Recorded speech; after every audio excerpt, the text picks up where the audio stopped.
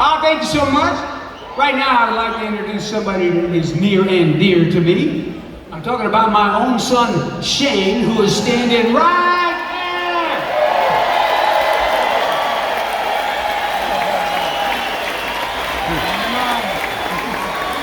I'd like to tell you a little bit about this guitar as well. This is a 68 Rickenbacker I bought in the first week of January 1969.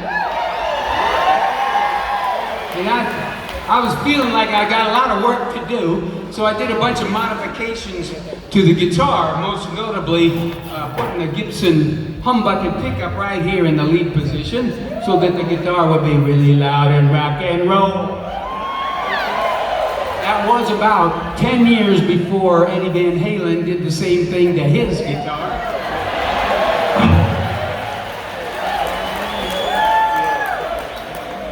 Well, I then played this guitar on a bunch of songs like Green River and Up Around the Bend, Down on the Corner, some of the album tracks.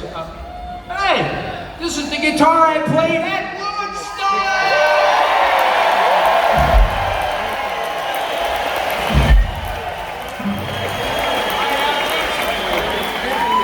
You know, that Woodstock thing was kind of a, well, I was there, you know? You're here now, but one of those flips of, what do they call that, dimensional daring do.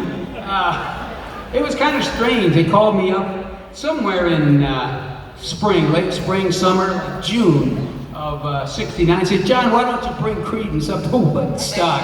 I said, sure, man. Tell you what, just give us a good spot on the bill. The guy on the phone says, 9 o'clock, Saturday night. That's prime time, fella. And I went, all right. We'll be there! What he didn't tell me was, you're gonna follow the Grateful Dead.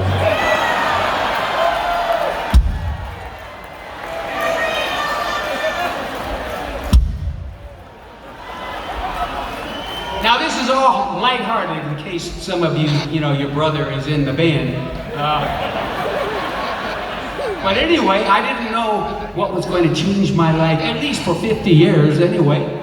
So we got there, Creedence got there by helicopter on Saturday afternoon on the, I think it was the 16th of, maybe 17th of August, 69. Anyway, I went walking around, looked at the crowd. I kind of wanted to meet people. I was kind of a newbie. They didn't know what I looked like, so I could kind of walk around incognito. Anyway, about 6 o'clock, I started to get nervous because there were still 5 more bands had to play before the Grateful Dead. And the math was not working out. But as you probably have guessed, this whole thing was being run by a bunch of hippies.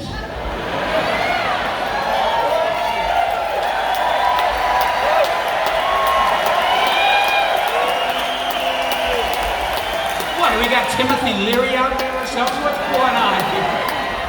Anyway, I am not excluding myself from that group I just mentioned, because in those days, anybody under 30 years old was a hippie!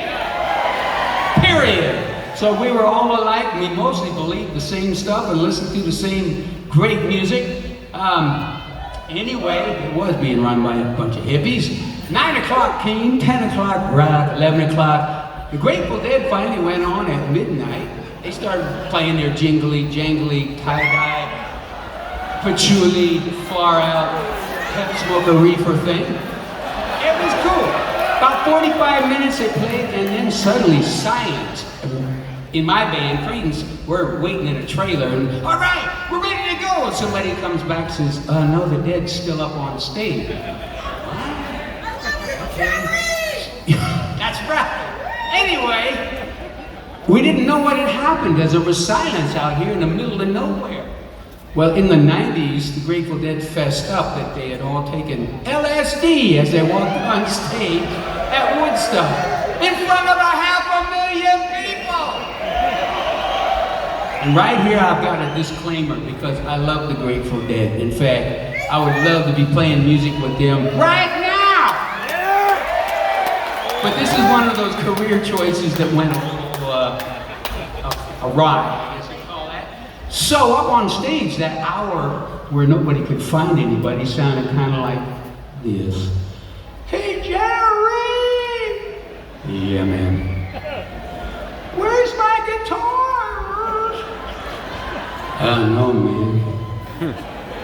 But anyway, after an hour, they did figure out something. They got everything plugged in. They played another 45 minutes. In fact, I believe it was one song.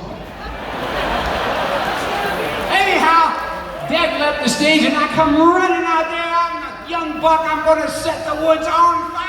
It was 2:30 in the morning, people. I look down here, I see a lot of kids that look just like me, except they're naked. They're asleep. The Grateful Dead had put 500,000 people asleep. This is the part that's really funny nowadays. So I started rocking and rolling, you know, good golly, Miss Molly, keep on chugling. Everything that was faster in all blazes, just to try and get things moving, and they were not moving. I could see 2 rows. I couldn't see anything else. It was just 2 rows that were lit up. Finally, I went up to the mic and I was a little, you know, because this was a big opportunity, lost. And I said something like, man, we're playing our hearts out. By the way, Creedence was smoking in that set. Oh, yeah. Absolutely smoking. You will find that recording and you will know what I'm talking about. But it was falling on deaf ears, kind of, and I was frustrated. I said, we're playing our hearts out for you. We just want you to have a good time. Out there in the darkness, some guy's flicking his lighter, and I hear him say, don't worry about it, John! We're with you! So I played the whole rest of my big Woodstock concert for that guy. Then I went home and I wrote this song.